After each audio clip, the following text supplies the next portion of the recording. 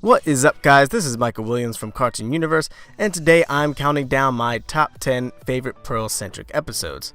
Pearl has slowly become one of my favorite characters in the series. She originally started out as just a motherly, overly protective perfectionist, but as the series progressed, we learned the more complex inner workings of her character. Granted, this happened with all of the characters, but with Pearl I feel like it made her especially more likable, flaws and all. So, without further ado, let's get our tears and our vocal cords ready for the top 10 Pearl-related episodes. Number 10, Steven the Sword Fighter.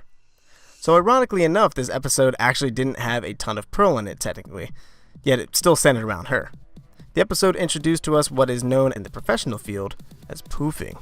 We see Pearl get impaled by a sword, and this was the first moment in the show that had the audience going, oh no, oh god, is she dead? Main characters die in this cartoon? Is this Game of Thrones Jr.? Obviously this wasn't the case, but it taught us about a very important piece of the world of Steven Universe and how gems work, and seeing Pearl take 2 weeks to come back really emphasized how severe these situations can be. Granted, Pearl is a perfectionist, so she took a little longer than normal, but that just showed us more of her character. Number 9, Space Race. This was a great episode to show off Pearl's amazing engineering genius by just casually building a frickin' rocket ship. We see that despite fighting for Earth for all these years, she actually really misses Homeworld in all of its beauty.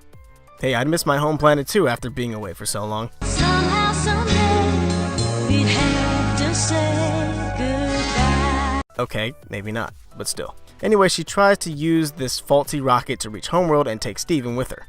And there's just so much wrong with everything about this.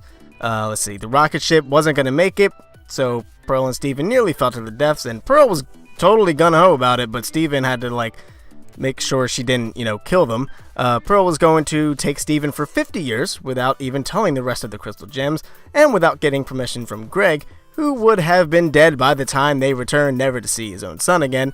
And she didn't even know how Steven aged at that point. She could have taken away half of his life on Earth. Also, or are they just gonna waltz into Homeworld for a little vacation? Yeah, don't mind me, just a renegade rebel Pearl and the child of Rose Quartz here. Yeah, just here to sightsee. What? Pearl's got issues. But it's cool. We're working on them. Just hang in there. Number 8, Soarin' to the Sword. Now this episode was mostly Connie centered, but it gave us a deeper look into Pearl's motives as well.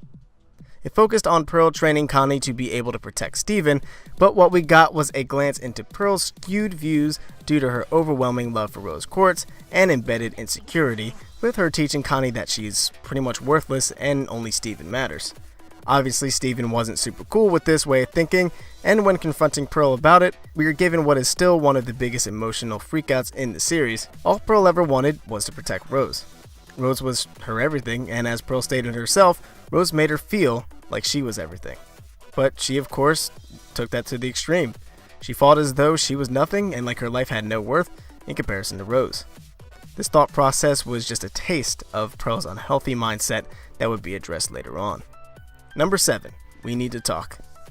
We Need to Talk was a cool flashback episode that gave us a look at Pearl fighting for Rose in a different way, trying to win her affection over Greg. Although Pearl was being kind of a petty tool to Greg, trying her best to show off, I couldn't help but feel sorry for her. Yeah, of course she was being super thirsty, but I've been in similar positions where some rando comes through out of nowhere and tries to take moves on my woman, you know what I'm saying? But anyway, yeah, you kind of feel for her and connect with the pain she must be feeling. It gives you a new perspective on her behavior in the present day. Imagine being in love with someone for thousands of years, to never feel that love in return, and have some random person show up one day and erase any chances of that love ever being requited. Granted, she probably should have moved on after all that time, or at least made a move, but I get it, okay? I get it. Number 6, Rose's Scabbard. This is one of the more memorable episodes from Season 1. We get a look into not only Pearl's character, but a bit of Rose's past as well, mostly via hologram, but still. This is the episode where it was like, okay, Pearl is definitely gay for Rose, confirmed, like there's not much to debate anymore, and that was pretty cool to see because it made for an interesting dynamic and left for a lot of questions pertaining to how Greg fit into everything and how it was handled.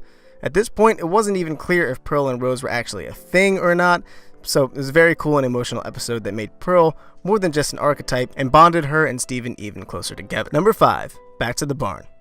Yet another episode showcasing Pearl's outstanding technical ability, but it took it a step further. This is the episode where we as the audience learn that there are multiples of every kind of gem, and we learn that pearls are simply meant to stand around and look pretty like a toy. This gave us a whole new respect for Pearl, that she not only was an awesome engineer, but was a master fighter despite not being designed to do those things. This really made Pearl shine as a character, and it seemed to be a big step in building her confidence. Number 4, Cry for Help.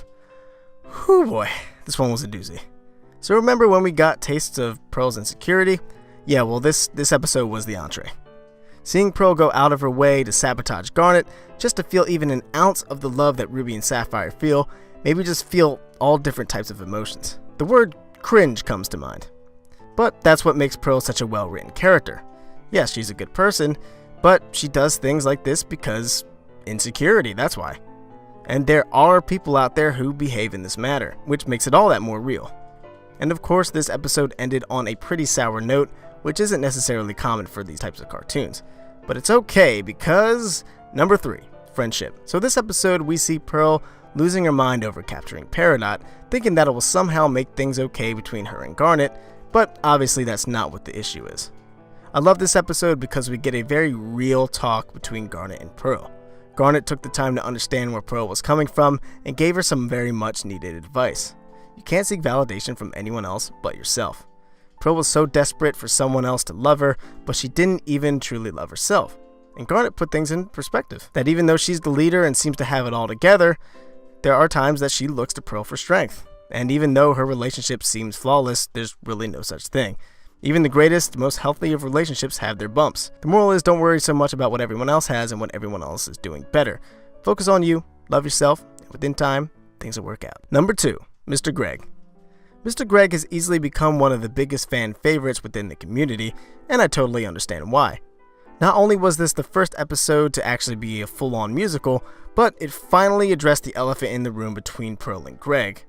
Pearl was caught singing about her feelings about Rose and Greg, and that old chestnut, because how would they not hear you, Pearl? You were literally built in mere feet away from them. What was your plan here? Anyway, thankfully Steven orchestrated the whole thing on purpose so they can finally talk about the situation, and I gotta say, hit me in the feels pretty hard. Seeing them talk about things and reminisce about Rose, and realizing that they do in fact have common ground within Steven was just so perfect. I'm excited to see how their change in relationship dynamic will affect their interactions in the future. And that music, boy, on point. And my number 1 Pearl focused episode is Last One Out of Beach City. Now this one is my favorite Pearl episode for a couple of reasons. Firstly, we got to see a side of Pearl that we've never really seen before. Her wild and rebellious side. Because with her cautious and borderline uppity personality, it's easy to forget that she is a rebel, like literally a rebel of her entire home planet. I feel like this bad side of Pearl that we got to see was somewhat how she used to be during the rebellion, but as things calmed down, she became more careful. But even besides that, I feel like this is the episode where Pearl's developmental arc finally reached its close, or at least close to it. Now that she's talked it out with Greg, and actively working on moving on from her unrequited love of Rose, she finally sets her eyes on a new girl. A new, young human girl. Granted, she looks a lot like Rose, but hey, maybe Pearl's just got a thing for thick chicks with big pink hair. But what was awesome was just seeing her say screw it, walk up to Mr. Girl, and get them digits, boy. When I saw this, I felt like I, too, had succeeded. And seeing Amethyst cheer her on as her wingman the whole time really made me feel happy. Looking back at all the bickering and bumping heads they used to do, it's great to see that they've moved past that and really bonding and embracing each other as close friends. And best of all, this episode showed us that Pearl is moving on.